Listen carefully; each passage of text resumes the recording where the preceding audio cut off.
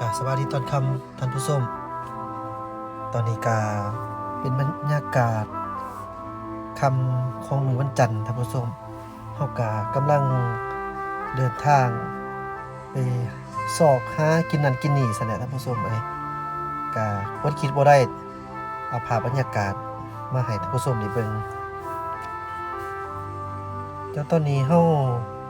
ก็อยู่เส้นทางที่จะมุ่งหน้าไปทางพลเข่งท่านผู้ชม ก็หวังว่าท่านผู้ชมหลายท่านคงจะได้รับรู้ดีแล้วล่ะเกี่ยวกับถนนเส้นนี้เพราะว่าก็นำเสนอหลายคลิปแล้วล่ะแต่ว่าสำหรับผู้ที่ว่ายังบ่ทันได้เบิ่งเนาะท่านผู้ชมผู้ที่ว่ายังบ่ทันได้เบิ่งแต่ว่าคิดฮอดบ้านอยากมาท่องมาเที่ยวเบิ่งไว้ก่อนก็บ่เสียหายเนาะท่านผู้ชม เจ้าอยู่จุดเขตนี้ก็ถือว่าเป็นจุดเขตพลเข่งท่านผู้ชมบอนสี่แยกไฟแดงบอนหนองปลายิงสะลอ Miss Universe ลาวเฮียนหนังสือแหละนี่นะท่านผู้ชมขี่ไกลขึ้นไปอีกน้อยหนึงนี่จะอยู่เบื้องขวามือชื่อโรงเรียนลาวอเมริกันคอลเลจท่านผู้ชมเบื้องขวามือเมื่อกี้นี่เนาะถือว่าไกลไปแล้วแล้วก็เมื่อกี้ถ้าออกไปทางเมืองซ้ายมือก็แม่นจะไปทางเวียงเจริญตอนนี้เฮามุ่งหน้าเข้าตัวเมืองเด้อท่านผู้ชมไปทางเมืองเขาในตัวเมืองว่าซั่นซะโอ้สำหรับการฉลองกุดจีนกุดจีนกุดเวียดนี่ท่านผู้ชมก็เห็นได้ว่าเป็นขบวนคือเกิดเป็นพิเศษเด้อเพราะว่าก็หลายปีแล้วที่ว่าบ่ได้ฉลองใหญ่แบบจังซี่เดี๋ยวนี้มันยังก็เป็นลักษณะแบบว่าเต็มรูปแบบว่าซั่นซะเปิดบ่ได้มีการขอกำหนดหยังต่างๆหลายก็มีแต่ว่าขอกำหนดเพิ่นอยู่นี่ก็เพิ่นบ่ให้จูด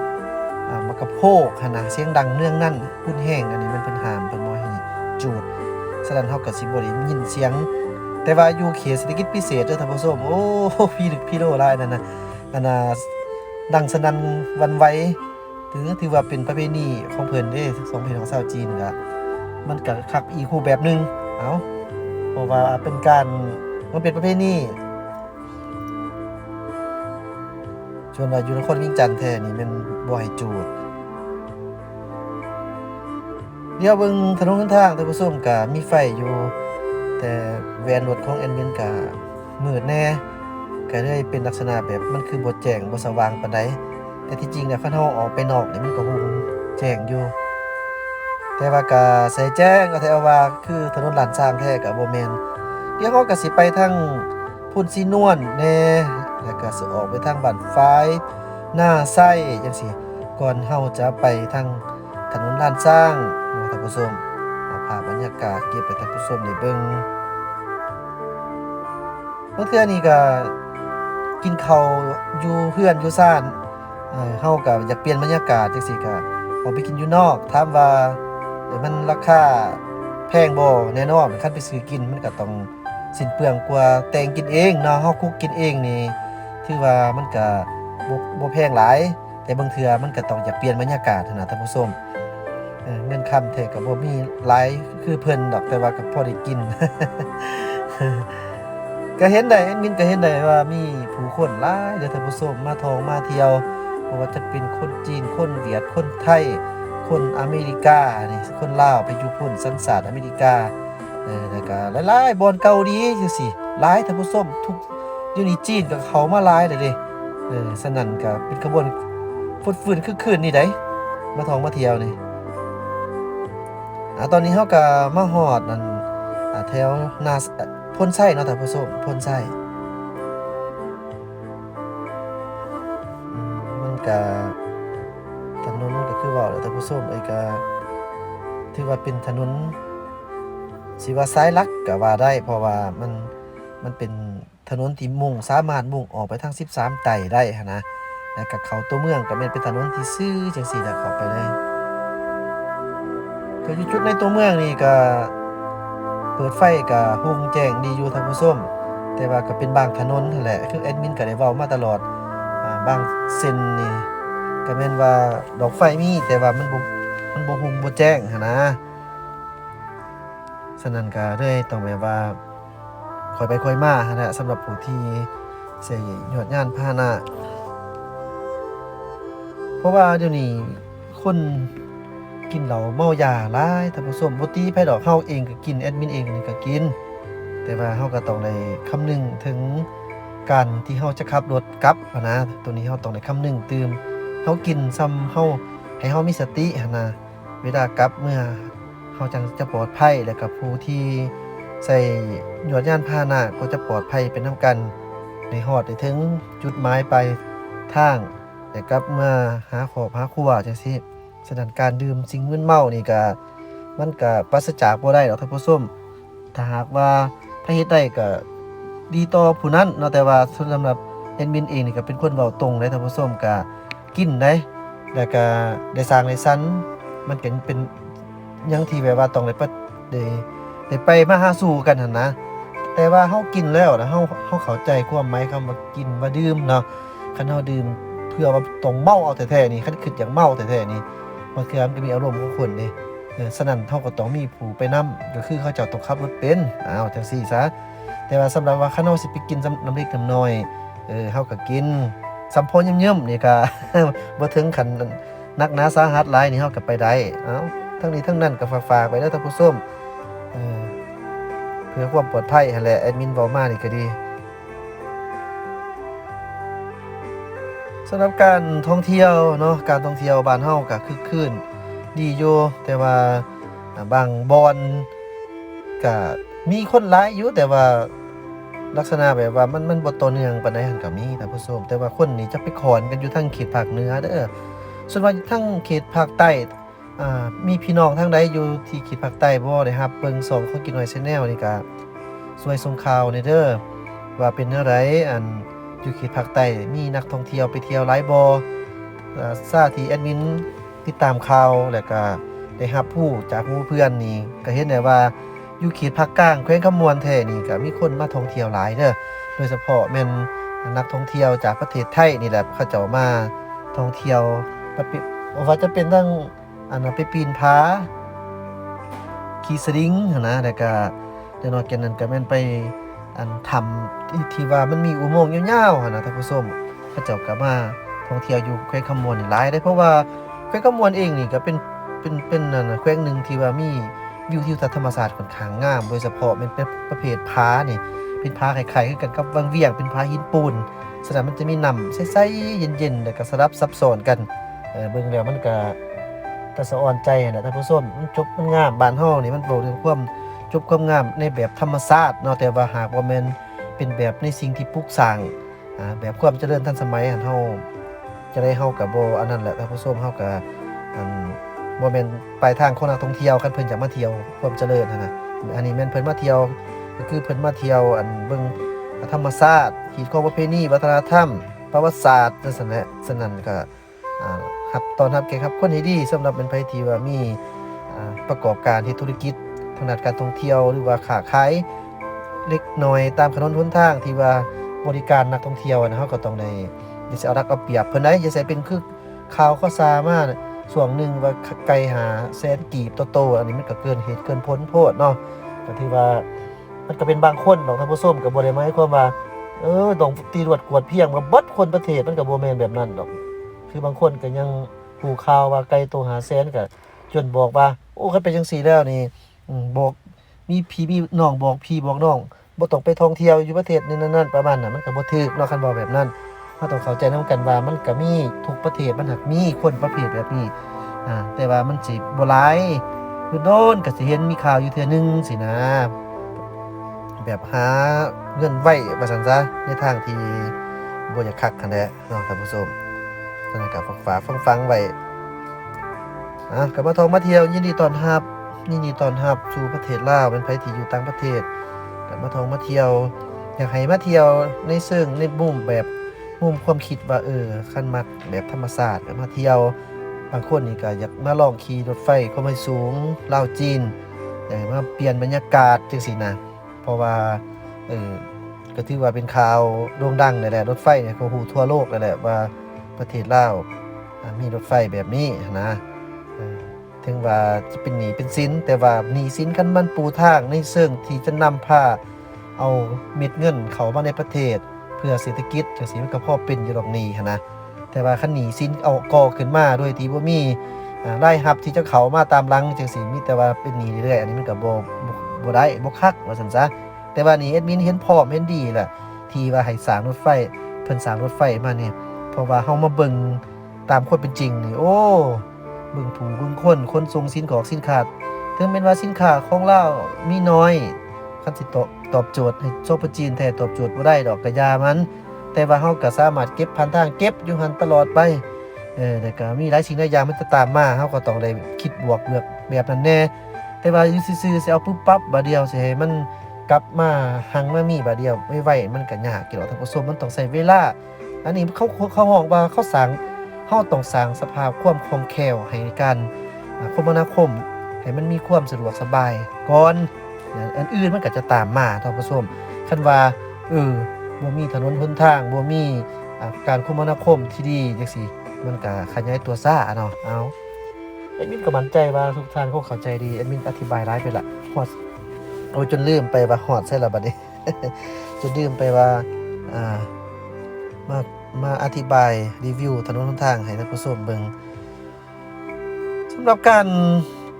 เข้าไปท่องเที่ยวนี่ล่ะท่านผู้ชมแอดมินก็อยากขอฝากในหนึ่งก็คือสิ่งที่เป็นวัตถุเงินค่ำบ่ว่าแต่อยู่ประเทศลาวหรอกท่านผู้ชมประเทศใดคือกัน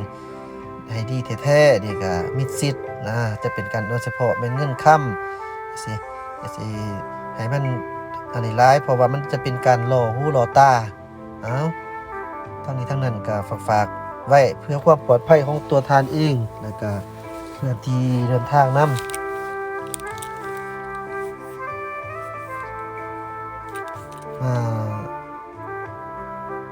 รถหลายท่านผู้ชมรถหลายถือว่ากุจีนนี่ก็ยังคงแบบว่าสลองกันอยู่ยังคงสลองกันอยู่ได้ยินข่าวว่าอยู่จีนเพิ่นแฮงจักเท่าใดล้านเที่ยวเนาะสำหรับรถโดยสารอย่างต่างๆหั่นน่ะเพราะว่าประชากรเขาเจ้าหลายเส้นนี้ก็อยากมืดท่านผู้ชมไฟยังทางมีบ่หลายมีบางจุดบางยานคันว่าไฟยังทางมันหงมันใสดีหั่นนะมันเว้าเรื่องแบบว่าการไปการมานี่ก็คล่องตัวแล้วก็ลดพรการเกิดอุบัติเหตุสินะเพราะว่าทางบ้านเฮานี่มันก็ทางแคบแน่เนาะคันเปรียบเทียบใช่ว่าถนนใหญ่แท้ๆในบ้านเฮานี่เส้นทางนี่ก็จะแคบ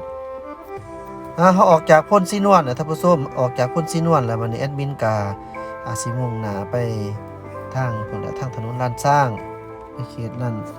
เดี๋ยวไปสอกหายังกินมื้อเล็กมาหน่อยก่อนสำหรับ